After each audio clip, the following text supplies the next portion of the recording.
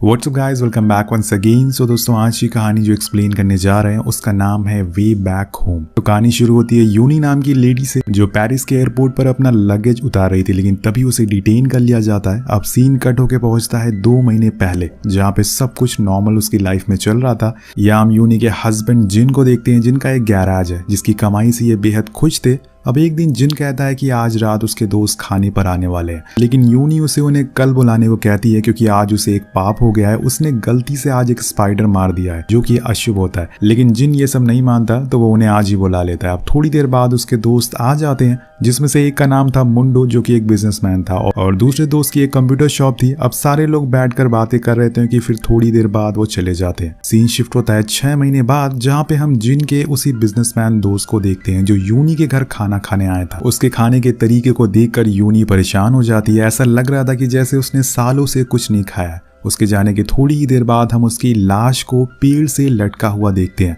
उसने खुदकुशी कर ली थी और उस नोट में लिखा हुआ था कि लोन ना चुकाने की वजह से उसने ऐसा किया था। अब उसी रात जिन और यूनी को पुलिस स्टेशन बुलाया जाता और यहाँ से उनकी लाइफ में परेशानियां आना शुरू हो जाती है। ऑफिसर कहता है कि तुम्हारे दोस्त पर्क ने $6 लाख का लोन लिया था और $2 लाख की गारंटर तुम बने हो और वो लोन तुम्हें चुकाना होगा। अब ये सुनकर उनके पैरों के नीचे से जमीन खिसक जाती है कि इतने पैसे वो कहाँ से लाएंगे। जिन कहता है कि मैंने उसे $50,000 का वादा किया था, लेकिन उसने मुझे बिना बताए $2 लाख का लोन करवा दिया। अब वो उस ऑफिसर से बार बार कहता है कि ये हमारे साथ धोखा हुआ है, लेकिन वो उनकी एक नहीं सुनते। अब इसके बाद उनके पास पैसे चुकाने के अलावा कोई भी ऑप्शन नहीं था।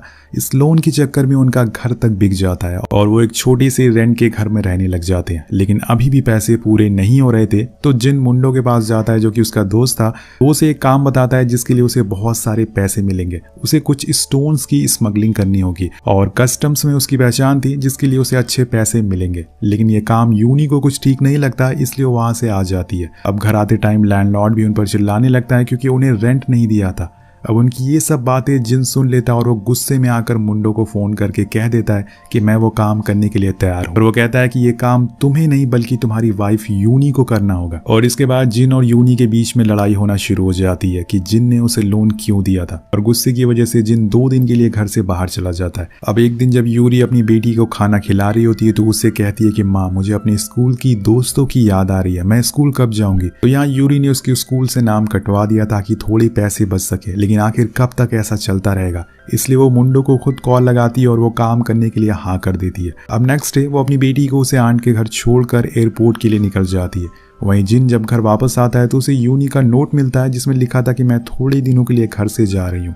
इधर हम यूनी को पेरिस एयरपोर्ट पर देखते हैं। वो अपना लगेज को लेकर काफी परेशान थी, उसे बहुत टेंशन हो रही थी, लेकिन कुछ ही देर में वो उसे मिल जाता और सब कुछ होने के बाद वो एयरपोर्ट से बाहर निकलने लगती है। उसे वहाँ गाइड करने के लिए एक आदमी भी था जो उसकी मदद करने वाला था, लेकिन यहाँ पर ऑफिसर को उस पर कुछ शक होता और वो उसे बाहर निकलने से पहले ही पकड़ लेते हैं।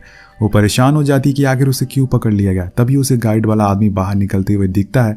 वो उसे आवाज लगाती है, हे मुझे छोड़कर कहाँ जा रहे हो, जिससे चक्कर में पुलिस उसे भी अरेस्ट कर लेती है। और जब यूनी का बैग खोला जाता है तो उसमें भारी मात्रा में कोकेन मिलती है, जिसे देखकर यूनी खुद हैरान हो जाती है कि अगर उसे ये काम करने के लिए करोड़ों रुपए मिलते भी तो वो भी ना करती। तो उसके साथ यहाँ धोखा हुआ था। वो उन ऑफिसर को बार बार कहती है कि मुझे इस बारे में कुछ नहीं पता है, पर अब वो फंस चुकी है और इसकी कितनी लंबी सजा उसे होगी ये उसे भी पता नहीं है। अब यहाँ उस गाइड वाले आदमी की मदद से मुंडो की गर्लफ्रेंड सूची को भी पकड़ लिया जाता है। वहीं दूसरी तरफ कोरिया में जिन को पता चलता है कि इसकी वाइफ को पेरिस में कोकीन के चक्कर में पकड़ लिया गया। अब ये सुनकर वो पूरी तरह से पागल हो जाता है और उसे कुछ समझ ही नहीं आ रहा था कि अब वो क्या करे।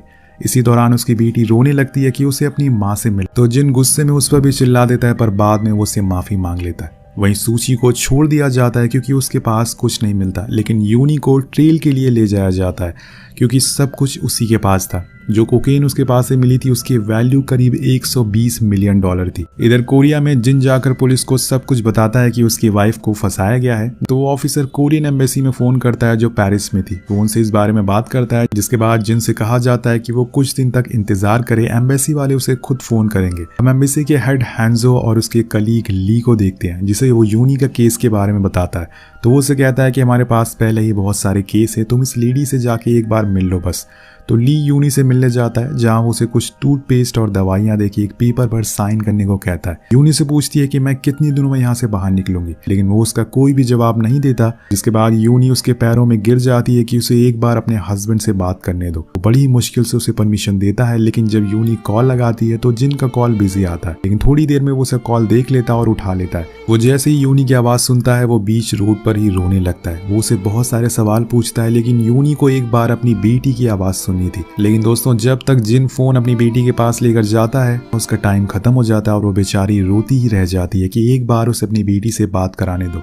लेकिन ऑफिसर उसका फोन छीन लेते हैं। अब एक दिन जिनको पता चलता है कि सूची कोरिया वापस आ गई है, वो उसे मिलने जाता है और उस पर बहुत चिल्लाता है कि तुम वापस कैसे आ गई, उन्होंने यूनी को क्यों नहीं छोड़ा। तो वहां बैठा ऑफिसर उस पर उल्टा चिल्लाने लगता है कि तुम्हारी वाइफ गुनहगार है, इसलिए उसे नहीं छोड़ा गया। अब उन्हें इस बात का जरा भी अंदाजा नहीं था कि असल में गुनहगार कौन है। गाइस, अब जिन को परेशान देख सूची उसके पास आकर बैठ जाती है और कहती है कि अगर तुम्हें मुंडो को ढूंढना है तो तुम्हें उसके सबसे करीबी दोस्त हु को ढूंढना होगा, क्योंकि उसे ही पता होगा कि वो कहाँ पर है। अब इसके बाद जिन ली को कॉल लगाता है यूनी के बारे में पूछने के लिए, तो वो उसे कहता है कि जिस जेल में तुम्हारी वाइफ है वो किसी होटल से कम नहीं है, इसलिए तुम आराम से रहो, टेंशन मत लो, बस एक लॉयर का इंतजाम करो और कुछ पैसों का, जिससे वो जल्दी बाहर आ सके। रात होने पे जिन जब घर आता है तो देखता है कि उसका सारा सामान बाहर फेंका हुआ है और ऐसा उसके लैंडलॉर्ड ने किया था रेंट ना चुकाने की वजह से। अब यहाँ जिन पहले से ही परेशान था, ऊपर से अब वो दूसरा घर कहाँ से ढूंढेगा, उसके पास तो पैसे भी खत्म हो चुके हैं। सीन शिफ्ट होता है यूनी के पास, जो उसे दूसरी जेल में भेजा जा रहा था, जो कि आम जेलों से बहुत ही अलग थी। वहां पे हर दिन कोई ना कोई कैदी मारा जाता है। ऐसी जगह यूनी का सरवाइव कर पाना बहुत ही मुश्किल होता है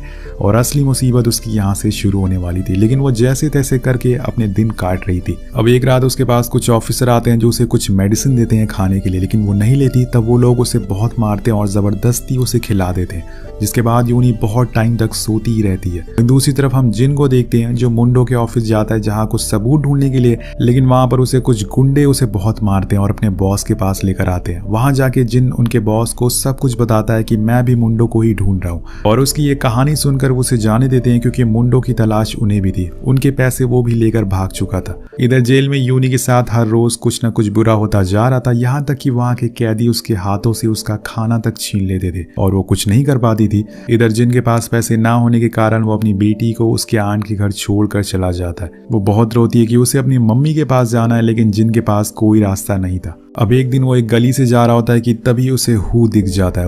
वो उसके पीछे भागता है पर वो हाथ नहीं आता, जिसके बाद वो फौरन उसी ग्रुप के बॉस को बताता है जिन्हें उसकी तलाश थी, और ये सारी चीजें पता लगने के बाद वो बॉस अपने लोगों को काम पर लगा देता है। दूसरी तरफ कई दिनों के बाद जेल में यूनी की एक दोस्त बनती है जो उसकी रूममेट थी। उसके साथ वहाँ के लोग बहुत ही बदसलूकी करते थे क्योंकि वो एक अमेरिकन थी, लेकिन यूनी उसे समझाती है कि अगर तुम ऐसे ही कमजोर पड़ जाओगी तो ये लोग तुम्हें और फायदा उठाएंगे, इसलिए हौसला रखो, सब कुछ ठीक हो जाएगा। इधर कोरिया में एक दिन जिन के पुराने मकान मालिक उसे बुलाकर यूनी के कुछ लेटर देती है जो कि उसने जेल से लिखे थे। वो कहती है कि ना तो मैं यहाँ पर सो पा रही हूँ और ना ही खा पा रही हूँ, यहाँ बहुत ही ज्यादा गर्मी है। उन सारे लेटर को पढ़कर जिन बहुत रोने लगता और उसे पता चल गया था कि वो किस हालातों से गुजर रही है। लेटर में ये भी लिखा था कि यूनी को कुछ पैसों की जरूरत है क्योंकि इस जेल में सब कुछ पैसों से मिलता है, इसलिए जिन लेटर और पैसे फौरन कुरियर ले जाता है। लेकिन वहाँ काम करने वाले उसे बताते हैं कि अगर तुम इसे एम्बेसी के जरिए भेजोगे तो ज्यादा जल्दी पहुंच जाएगा, हमारे पास इसे 20 दिन लगेंगे। तो जिन ली को कॉल लगाता है पर वो उसे बहुत ही बुरी तरीके से बात करता है, जैसे कि उसे उसकी कोई फिक्र ही नहीं हो, और कहता है कि मैं तुम्हारा कोई नौकर नहीं हूँ जो तुम्हारा सामान पहुंचाता रहूं। और इधर हम देखते हैं कि बॉस की मदद से हु को पकड़ लिया जाता है, जिसके बाद पुलिस उसे ले जाती है। इधर जेल में यूनी को सीनियर ऑफिसर के पास लेके जाया जाता है और वो ऑफिसर कहता है कि हमें तुम्हारी सजा 4 महीने और बढ़ानी होगी, क्योंकि जब तक मुंदाक का बयान नहीं आ जाता हम कुछ नहीं कर सकते हैं।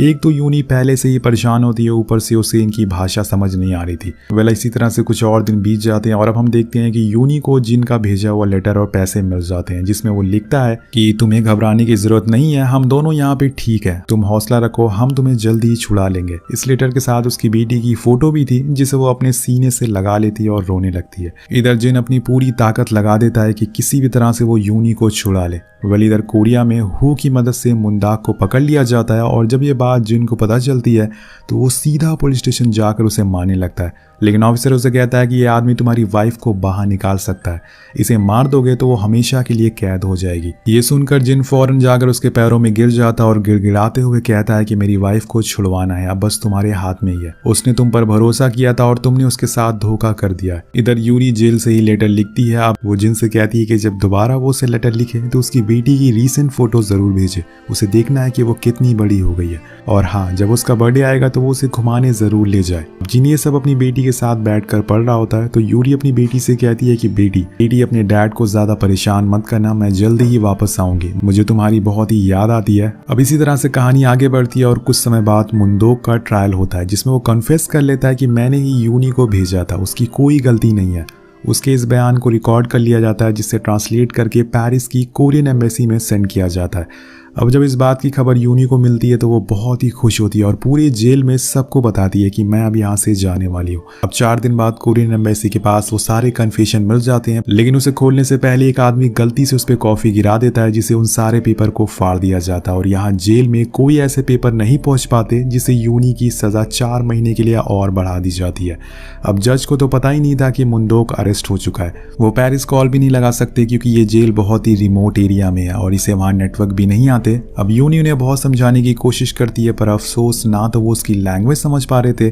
दोस्तों यहाँ पर कोरियन एम्बेसी ने एक ट्रांसलेटर तक यूनी के लिए अरेंज नहीं किया था और उसे वो वैसे ही वहाँ मरने के लिए छोड़ देते हैं। अब एक दिन एक ऑफिसर यूनी को जंगल लेकर जाती है जहाँ पर वो उसके साथ जबरदस्ती करने लगती है। लोग वहाँ उनके साथ ऐसा करते हुए देख लेते हैं लेकिन वो लेडी फिर भी नहीं रुकती। अब यूनी जैसे भी करके उनके चंगुल से वहाँ से भाग जाती है और जाकर एक बीच पर खड़ी हो जाती है। ये वही बीच था जहाँ पे कुछ महीनों बाद यूनी और जिन अपनी एनिवर्सरी के लिए आने वाले थे और यही सोचकर यूनी की आंखों में आंसू आ जाते हैं। लेकिन तब तक वहां पर पुलिस पहुंच जाती है और भागने के जुर्म में उसे ले जाकर एक काल कोठरी में बंद कर दिया जाता है जहां पे खाने के नाम पे उसे कीड़ों के खाए हुए बंस मिलते हैं।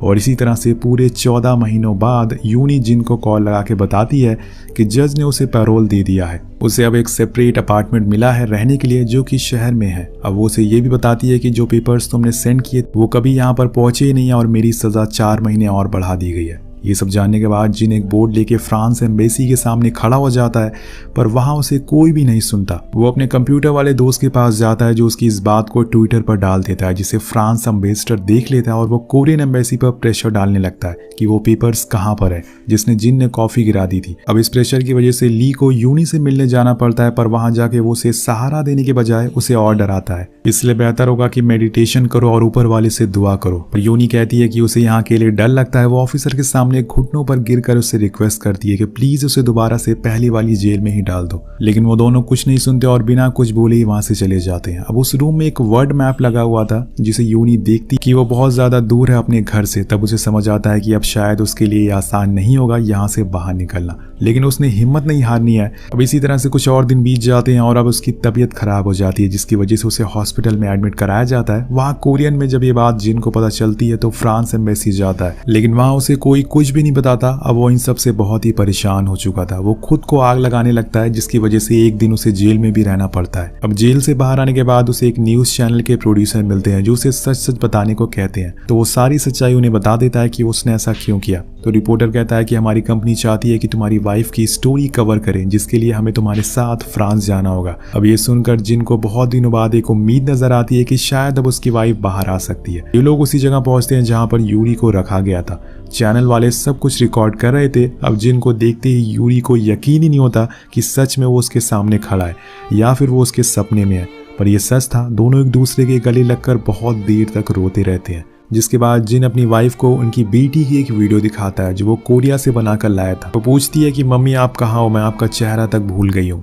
प्लीज जल्दी से घर वापस आ जाओ। अब उस रात दोनों एक साथ ही रहते हैं और 15-16 महीनों में जो भी गिले शिकवे थे वो सारी एक दूसरे से बयां करते हैं। और दूसरे दिन चैनल वाले उस जेल के जज के पास जाते हैं और वो ऑन कैमरा बोलते हैं कि हमारे पास कोई पेपर ही नहीं आया है, आप जाके कोरियन एम्बेसी में पूछिए। अब ये लोग वहां पहुंच जाते हैं और कुछ ही समय में एम्बेसी वालों की पोल खुल जाती है कि उनकी एक लापरवाही की वजह से कैसे एक बेगुनाह औरत पिछले 2 सालों से जेल में कैद है। अब उनका सच जानकर जिन को इतना गुस्सा आता है कि वो उनसे भिड़ जाता है और वहां पे सभी खड़े ऑफिसर उसे संभालते हैं। लेकिन अब टाइम आ जाता है इन लोगों को यहाँ से जाने का। जिन यूरी को आखिरी बार अलविदा बोलकर वहां से चला जाता है और वहां से जाकर चैनल वाले यूनी की पूरी स्टोरी को ब्रॉडकास्ट करने की तैयारी में लग जाते हैं। लेकिन तभी फ्रांस एम्बेसी से लेटर आता है कि इसे रोक दो, लेकिन चैनल हेड नहीं मानते और मीडिया की असली ताकत क्या होती है वो सबको बता देते हैं। वो उस पूरी स्टोरी को ब्रॉडकास्ट करते हैं जिससे कुछ पलों बाद वो इतनी तेज वायरल हो जाती है कि ली और उसके हेड का ट्रांसफर हो जाता है।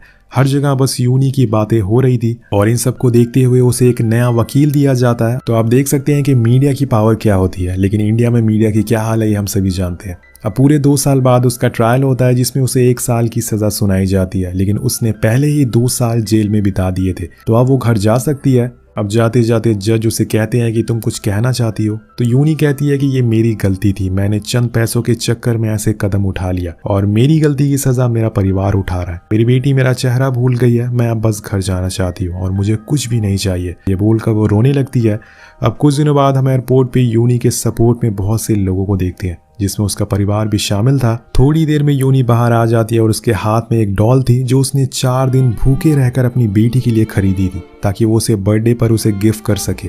अब जिन तो उसे देखकर पहचान लेता है लेकिन उनकी बेटी नहीं पहचान पाती। तो यूनी कहती है कि बेटा मैं तुम्हारी मम्मी हूँ। तब उसकी बेटी उसके पास आकर आंसू पोंछती है और उसे गले से लगा लेती है और इस नज़ारे को देखकर वहाँ खड़े सारे लोगों की आंखों में आंसू आ जाते हैं। अब 5 महीने बाद पहली बार शहर में बर्फ गिरती है तो जन सबको बुलाकर एक फैमिली फोटो लेता है। पर उसी दौरान उसके पास कोरियन एम्बेसी का कॉल आता है जिसमें वो उसे बताते हैं कि एक गुड न्यूज़ है, आपकी वाइफ घर आने वाली है। मतलब दोस्तों इन लोगों को अभी तक पता ही नहीं चला कि वो घर आ भी गई है। तो सच में कहा जाता है कि गवर्नमेंट का काम बहुत ही ढीला होता है। जिन बिना कुछ बोले ही फोन काट देता है और फोटो क्लिक कर लेता है और इसी के साथ ये खूबसूरत कहानी का अंत हो जाता है। तो इस कहानी से हमें यही सीख मिलती है कि कभी कभी हम पैसे कमाने के लिए गलत काम की तरफ मुड़ जाते हैं लेकिन फिर वही हमारी जिंदगी बर्बाद कर देता है। तो गाइस इस वीडियो पे एम करते हैं 500 कमेंट का। कमेंट जरूर करेगा। मिलते हैं आपसे अगली वीडियो में। Thank you so much watching.